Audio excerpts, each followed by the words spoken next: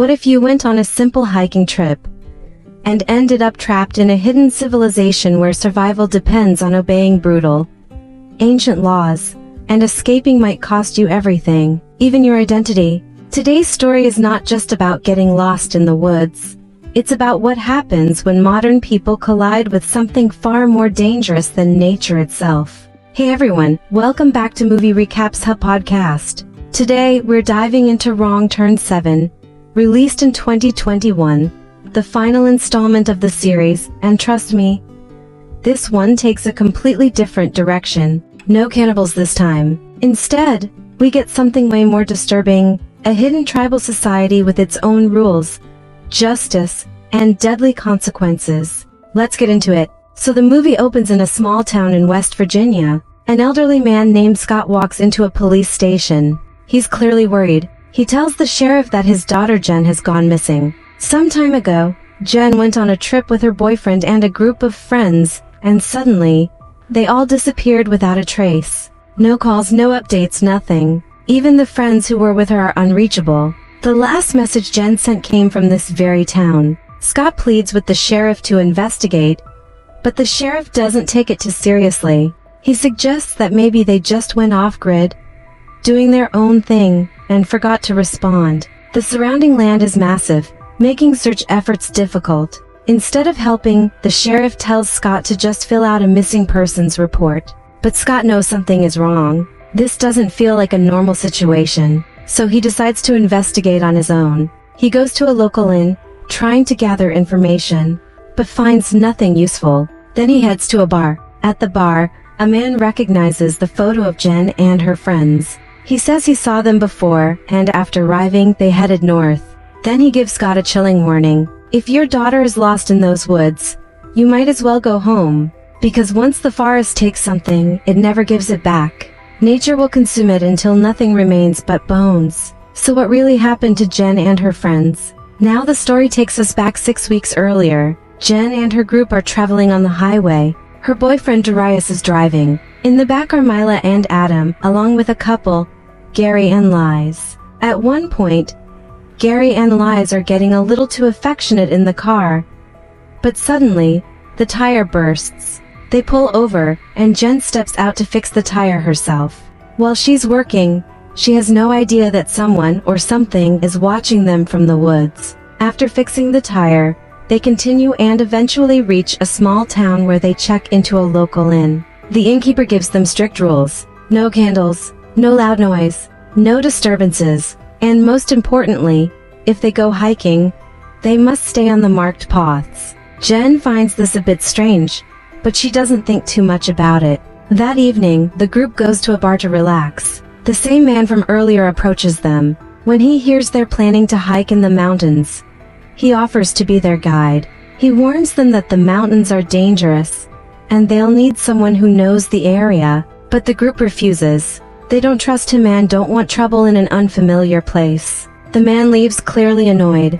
As soon as he's gone, Adam starts mocking him, calling him a country bumpkin trying to scam them. But the man overhears. He gets angry and fires back, saying they only live comfortably because of their parents, and they wouldn't survive on their own. Jen defends the group. She explains that Darius runs an energy company, Mila is a medical doctor, Adam is a programmer, Gary and Liz own bars in New York, and she herself has 2 master's degrees.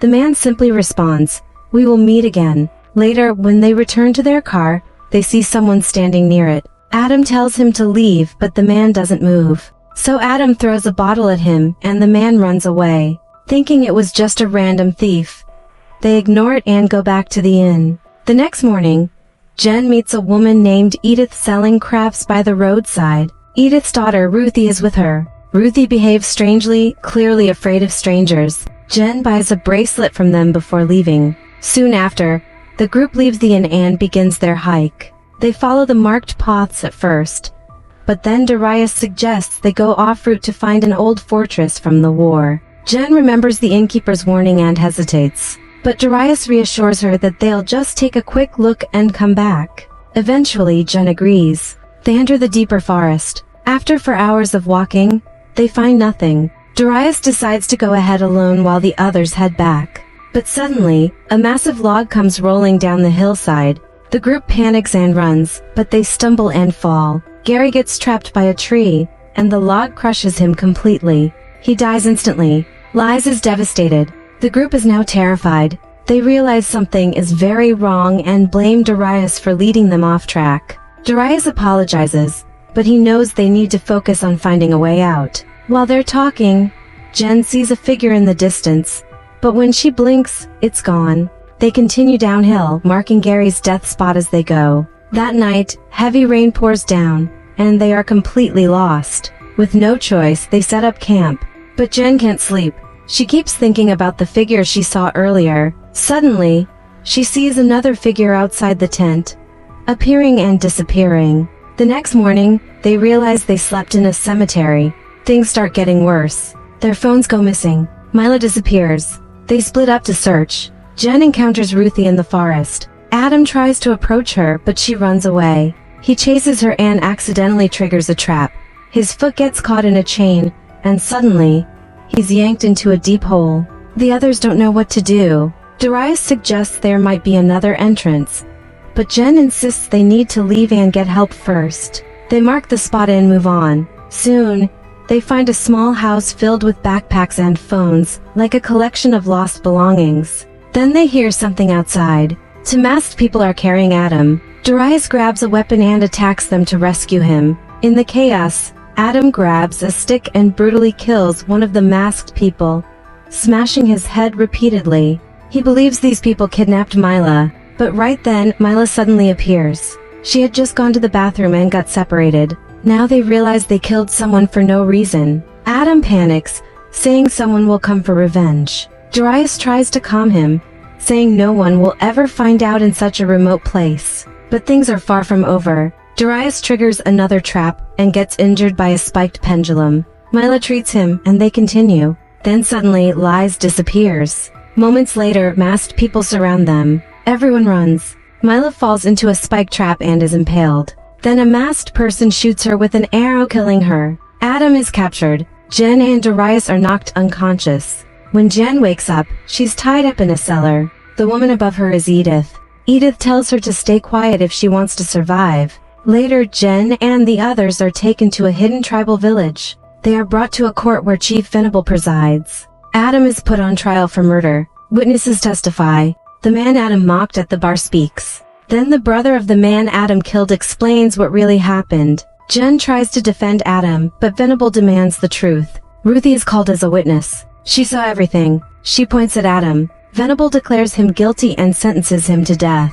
Adam tries to escape, takes Ruthie hostage, but she stabs him. He is then executed brutally. Liz is next. He tries to run but is caught. His eyes are gouged out and he's left to die in darkness. Now it's Darius's turn. Jen intervenes, saying Darius can help improve their village with his knowledge. Venable agrees to keep him. Then Jen offers herself as a bride, saying she can bear healthy children. Venable accepts. They survive, but now belong to the tribe. Time returns to the present. Scott learns the truth about the tribe and decides to rescue Jen. He hires a hunter and enters the forest, but traps kill his companions, leaving him alone. Eventually, Scott is captured, and the one who brings him in is Darius, now a loyal member of the tribe. Scott tries to fight back, but Jen appears and shoots him with an arrow. Venable declares she is no longer Scott's daughter. She is now his wife. Scott is sentenced to death. Later, Venable asks Jen if she can let her father die. She says yes, but that night, she secretly frees him. They try to escape and ask Darius to come, but he refuses. With Ruthie's help, they find a secret passage. Jen kills a guard, takes a torch, and enters the tunnel. Along the way, she finds Liz, still alive but blind. She mercy kills him. They reach a cliff, fight Edith, and escape.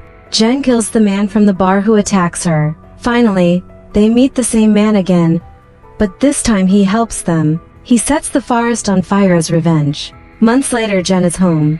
But then, Venable and Ruthie appear as her neighbors. Jen is pregnant with Venable's child. When he comes to take her back, she prepares to fight. But it's revealed that this fight is only in her imagination. To protect her family, she chooses to comply. Her only condition they are never disturbed again. Venable agrees, and that is the full story of Wrong Turn 7. Definitely one of the darkest and most unsettling entries in the series. Not because of monsters, but because of how real and disturbing the situation feels. So what do you think?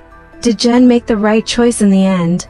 Or was there another way out? Let me know your thoughts in the comments below. If you enjoyed this recap, don't forget to like the video, subscribe to Movie Recaps Hub podcast, and turn on notifications so you never miss the next story. Thanks for listening, and I'll see you in the next one.